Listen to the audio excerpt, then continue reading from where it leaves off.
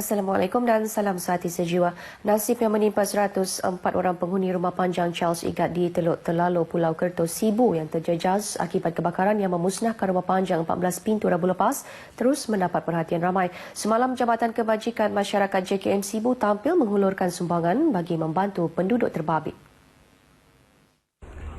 Menurut penolong akauntan JKM Sibu, Grace Rawi, JKM telah menghulurkan bantuan seperti 14 set peralatan dapur dan keperluan makanan kepada mangsa untuk keperluan seminggu. Selain itu, bantuan untuk bahan binaan rumah sebanyak RM2,500 disalurkan untuk setiap buah rumah yang telah musnah sepenuhnya pada kebakaran tersebut. Tambahnya lagi, bantuan dalam bentuk wang tunai, pakaian sekolah dan pakaian harian turut dihulurkan kepada mangsa kejadian. Selain JKM turut dilihat datang menghulurkan bantuan Yayasan Buddha Zoo Chi Taiwan, syarikat-syarikat persendirian dan penduduk sekitar yang datang menghantar barang keperluan asas. Pihak polis juga sudah membuka kaunter di lokasi kejadian untuk memudahkan mangsa membuat laporan mengenai kehilangan harta benda dan dokumen-dokumen penting. Sementara itu, Menteri Keuangan kedua, Datuk Seri Wong Soon Koh menggesa tindakan segera diambil untuk membantu mendirikan semula rumah penghuni yang terjejas ini.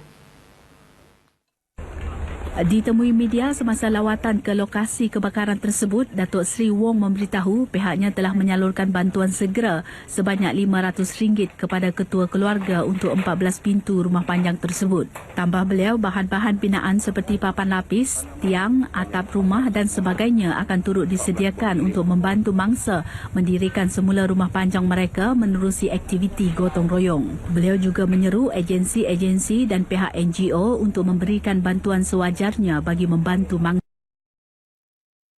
JKR, Mr. Tiong is here to help them clear the site, which is most important. You can see this is very messy. The most difficult job is to clear the site, prepare the site. Then when building material comes, they know what to do. Iban people are very good through gotong royong and they can put up the building very fast. Beliau turut berpesan agar penduduk rumah panjang supaya sentiasa berwaspada bagi mengelak tragedi ini berulang. Kejadian kebakaran rumah panjang Charles Igat ini merupakan yang kedua dalam tempoh sebulan di kawasan Dun Bawang Asan dengan kejadian pertama berlaku pada 12 Julai lepas melibatkan kebakaran rumah panjang Michael Jalak yang mempunyai 39 pintu.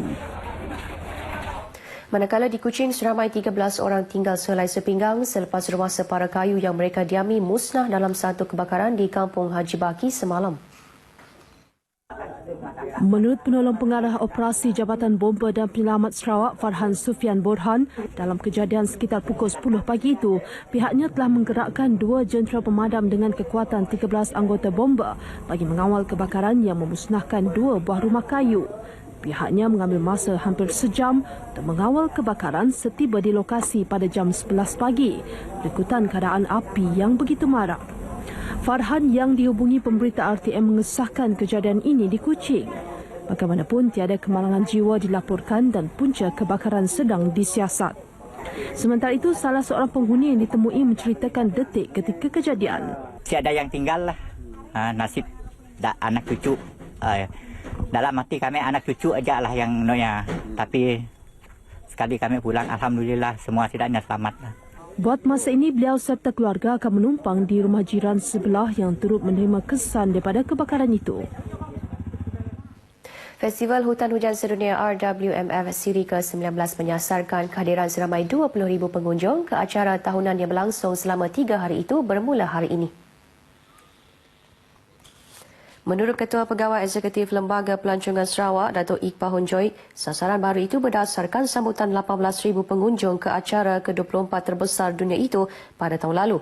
Pihaknya juga menyasarkan pendapatan berjumlah hampir 40 juta ringgit kepada industri pelancongan tempatan melalui sektor penginapan, pengangkutan selain makanan dan minuman sepanjang festival itu berlangsung. Jelasnya, penganjuran pada tahun ini juga memperkenal pakej keluarga yang menawarkan sesi interaktif kepada kanak-kanak melalui bengkel muzik dan seni pada siang hari. Antara acara sampingan bagi memeriahkan festival termasuk Expo Tatu Borneo di Damai Craft and Event Centre di Santubong. Beliau memberitahu demikian pada sidang media kepada wakil media tempatan dan antarabangsa yang hadir untuk membuat liputan pada festival tahun ini di Santubong. Seramai 300 orang pengawal media mula membuat liputan mengenai festival yang akan menampilkan 25 kumpulan muzik termasuk 17 antarabangsa dan 8 tempatan. Jasa pahlawan negara yang gugur dalam mempertahan negara perlu dikenang sepanjang hayat, terutama ketika sambutan Hari Pahlawan. Panglima 3 Brigade, Brigadier Jeneral Muhammad Bustaman Mat Zain berkata peringatan ini untuk memberi pendedahan kepada generasi masa kini tentang kepayahan untuk menikmati keamanan seperti sekarang.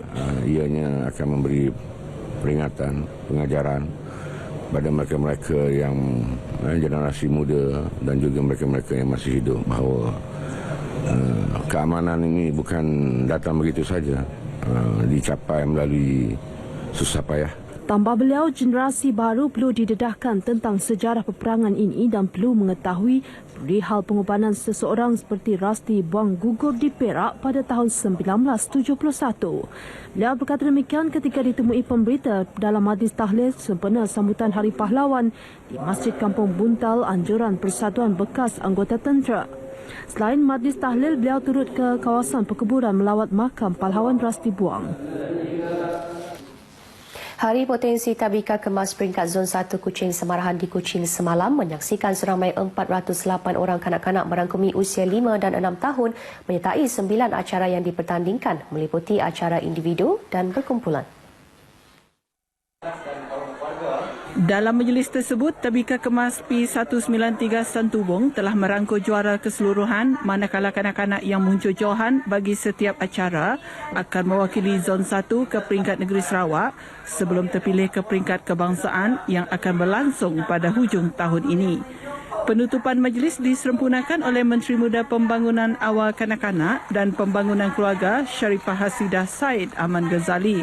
Terdahulu dalam ucapannya, beliau menyeru ibu bapa di negeri ini supaya menitikberatkan pendidikan awal, memandangkan anak-anak merupakan aset penting pada masa hadapan dan pelapis yang boleh menyumbang kepada pembangunan negara. Ini dilaksanakan dengan menghantar anak-anak mengikuti pendidikan awal menerusi Taman Bimbingan Kanak-kanak Tabika, Jabatan Kemajuan Masyarakat, Kemas. Walaupun Syawal telah pun berakhir, namun kemeriahan sambutan Aidilfitri masih diraikan dengan penuh tradisi, ukhuwah dan perpaduan pelbagai kaum. Di Miri, Majlis Rahmatama Aidilfitri 2016, anjuran Majlis Ketua Masyarakat Melayu Miri dimulakan dengan upacara istiadat menjunjung sirih pinang sebagai gimik perasmian majlis yang diserempunakan oleh Menteri Muda Solidariti, Rozi Yunus. Dalam ucapannya, Rozi mahu adat dan warisan budaya dikekal dan diperkukuh semula agar tidak pupus ditelan zaman kerana ia melambangkan identiti tersendiri masyarakat pelbagai kaum di negara ini. Turut hadir pada majlis tersebut Datuk Bandar Miri Adam Yi dan Timbalan Residen Bahagian Miri Abdul Aziz Haji Muhammad Yusof. Sementara itu di Limang, Majlis Rahmatama Aidilfitri di Auditorium RTM Limang menjadi platform untuk mengeratkan silaturahim dalam kalangan kaki tangan yang terdiri daripada pelbagai kaum dan agama.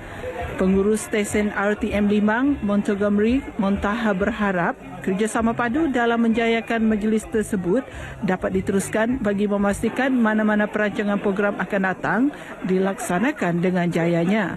Pelbagai pengisian diadakan seperti meraihkan bekas kaki tangan yang pernah berkhidmat di stesen tersebut selain penyampaian hadiah gerai terbaik kepada bahagian pentadbiran, penyampaian duit raya kepada anak-anak kaki tangan dan cabutan nombor bertuah.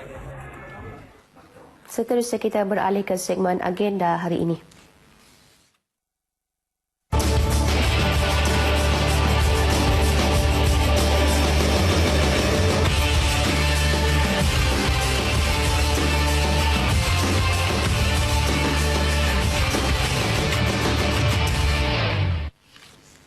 Antara liputan dalam agenda hari ini, Menteri Belia Sukan dan Solidariti Datuk Seri Michael Manyin Anak Jawong akan menghadiri perasmian penutupan Simposium Sempena Sukan Paralimpiad Malaysia ke-18 di Kuching pada 12 tengah hari. Sementara itu, pada 2.30 petang, Menteri Sumber Asli dan Alam Sekitar Malaysia Datuk Seri Dr. Wan Junaidi Tuanku Jaafar akan menghadiri program Majlis Penyerahan MRP dan Derma Siswa Bakti di Dewan Serbaguna Pusat Khidmat P193 Santubong Jalan Kulas Kuching.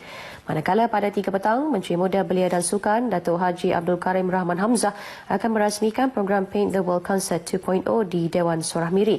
Dan turut mendapat liputan yang di-Pertuan Negeri Tun Pehin Sri Haji Abdul Taib Mahmud akan merasmikan sambutan ke-8 Anugerah Anak Sarawak 2016 di Kuching pada 3.30 petang.